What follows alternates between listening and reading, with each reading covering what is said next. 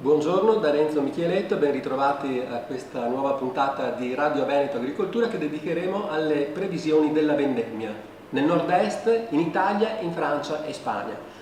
Un rapido excursus, lo facciamo con il collega dell'ufficio stampa, il dottor Mimmo Vita. Siamo all'ufficio stampa di Veneto Agricoltura. Mimmo, come si annuncia questa vendemmia? Però prima volevo fare una premessa. Ricordiamo che domani alle ore 9:30 qui a Legnaro, presso la sede centrale di Veneto Agricoltura, si terrà il 44esimo focus sulle previsioni vendemmiali. Un incontro storico che vede coinvolti Veneto Agricoltura, ovviamente, la Regione Veneto, l'ARPAV, AVEPA e il CREA Vitivinicolo. Un incontro aperto a tutti i viticoltori e al settore, proprio perché faremo il focus, sarà un focus, un approfondimento con l'illustrazione di tutti i dati previsionali, quantitativi e qualitativi dell'imminente vendemmia.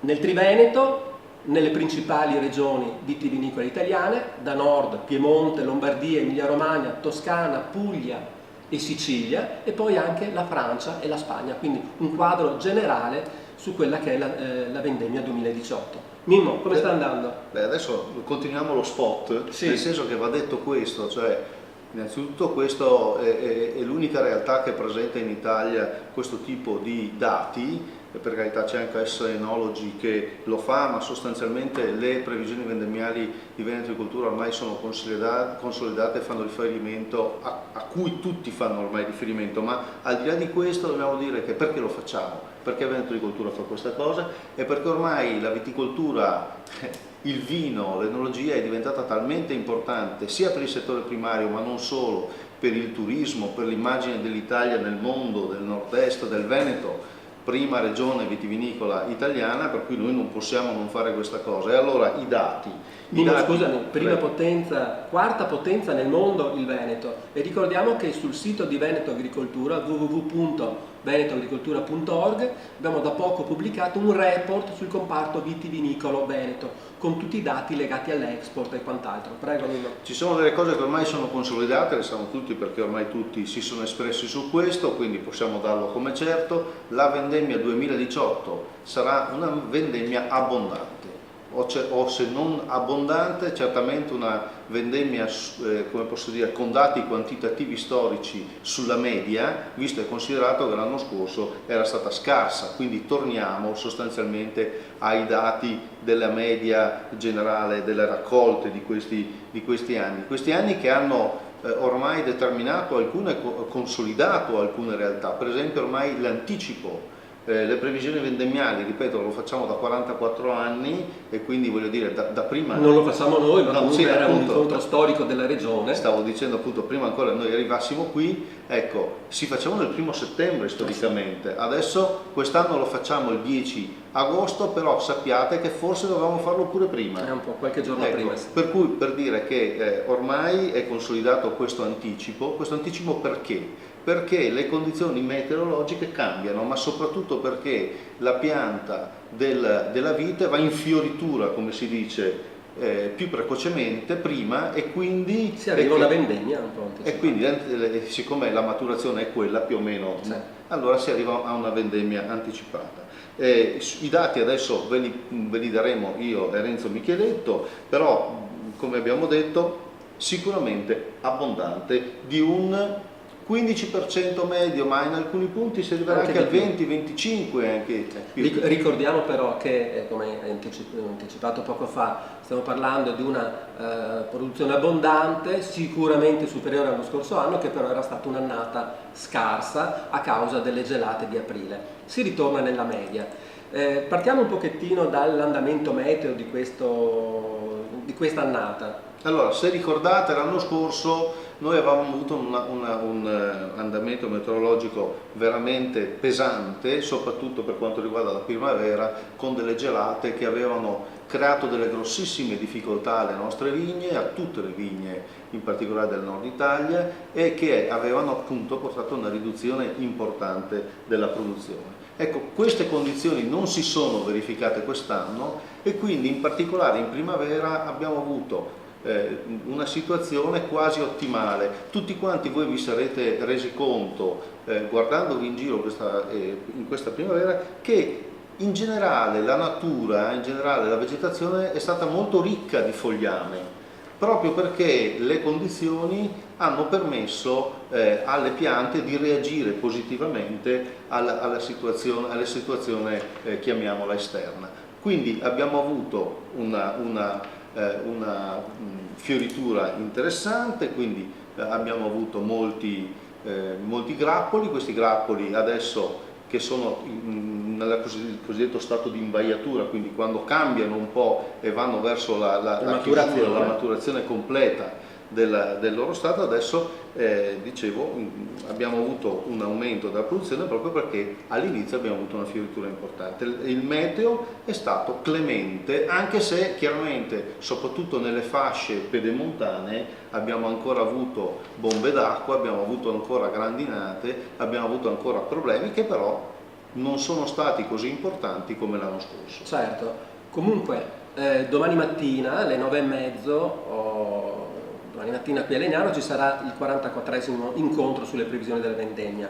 Analizzeremo provincia per provincia il Triveneto, quindi non solo il Veneto ma anche il Friuli Venezia Giulia e le province autonome di Trento e Bolzano, e poi, come dicevo, anche le altre regioni importanti vitivinicole italiane, nonché la Francia e la Spagna. Quali dati forniremo? Sia quantitativi che qualitativi. Li illustreremo domani mattina con l'aiuto degli esperti, anzi ricordo che effettueremo dei collegamenti in videoconferenza con le altre regioni italiane e la Francia e la Spagna proprio per avere il quadro complessivo.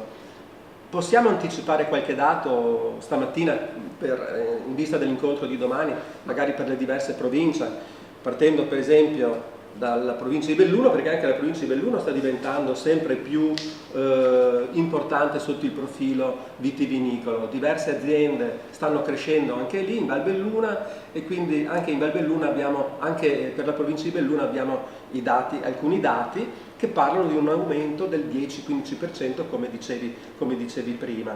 Poi, se magari vuoi illustrarlo te. Più che altro vogliamo dire delle cose importanti. Come mai in Val Belluna, nel bellunese, c'è viticoltura? A parte il fatto che storicamente c'era sempre stata, ma le fasce climatiche, come dicevamo prima, stanno salendo verso nord, perché il cambiamento climatico c'è, quindi si stanno creando anche in quella zona, che è una zona pedemontana e poi montana, le condizioni per fare una viticoltura di qualità. La cosa interessante è che ci sono anche lì nuovi vigneti, quindi la produzione mediamente per quanto riguarda il Veneto, ma vale anche per le altre regioni, avrà un 5% in più, non solo perché la produzione quest'anno è migliore dell'anno scorso, ma anche perché sono entrati in produzione nuovi vigneti, mediamente un 5-7% in più. Questo vale anche per la provincia di Belluno. Stessa cosa possiamo dire per la provincia di Padova, certo, no? Sì. Perché anche nella provincia di Padova abbiamo un aumento della produzione del 5-7%, ecco, e anche per quanto riguarda la produzione un 10%, è un po' inferiore per quanto riguarda le altre province. Abbiamo province per esempio come quella di Treviso dove l'aumento è del 20%, oppure quella di Vicenza è assolutamente straordinaria, bravo, perché abbiamo un qualcosa che è superiore al 20% sì. E forse anche oltre. Stessa cosa vale per Venezia, 15-20%, mentre Verona appunto va attorno al 20%, anch'essa 15-20%. Questo vale sia per le uve a bacca bianca che a bacca nera. Dicevamo di Vicenza può forse superare il 30%, ma vedremo poi domani con più chiarezza i dati. Quindi domani daremo i numeri nel vero senso della parola, nel senso che forniremo provincia per provincia lo stato del vigneto, anche sotto il profilo della sanità delle uve, che sono sane, abbastanza sane rispetto agli anni passati che c'erano problemi di troppa pioggia, siccità e quant'altro. Quest'anno sta andando bene. I viticoltori... Ecco, noi qui volevo dire che noi qui siamo abbastanza divulgativi, siamo abbastanza semplici anche nella tecnici ci saranno domani. Appunto, però possiamo dire anche che proprio sulla questione come possiamo dire, della sanità delle uve, anche in forza, appunto abbiamo detto, di questo clima abbastanza favorevole, i cosiddetti attacchi di botryte o di peronospora, questi sono attacchi di tipo fungino, sono abbastanza stati sono limitati e tenuti sotto controllo dagli interventi. Io penso che una cosa importante dalla relazione che verrà fuori domani è il fatto che tutte le province del nord-est, e se vediamo poi domani vedremo se vale anche per le altre regioni italiane e anche per l'estero, segnalano una virata importante della produzione vitivinicola, diciamo dell'attenzione da parte dei vignaioli nei confronti della sostenibilità. Sì. E questo non solo per un uso più attento, più intelligente del fitofarmaco, ma anche per l'introduzione di nuovi meccanismi, di nuove macchine che utilizzano diciamo, gli interventi in maniera molto mirata, e poi anche per nuove o antiche forse pratiche culturali, per esempio intervenire lungo i filari non più con appunto prodotti chimici ma con interventi di tipo tecnico e con macchine adatte, per cui noi abbiamo di fatto un input nei confronti della vigna di fitofarmaci minore di una volta. È un impegno che più o meno tutta quanta la viticoltura italiana e quella del nord-est ha preso. Benissimo, grazie Mimmo. Allora l'appuntamento, ricordo che l'incontro è aperto, quindi il settore vitivinicolo domani mattina è qui a Legnaro proprio per fare il punto sull'imminente vendemmia. Vi aspettiamo, un arrivederci a tutti, un saluto, alla prossima settimana. Arrivederci.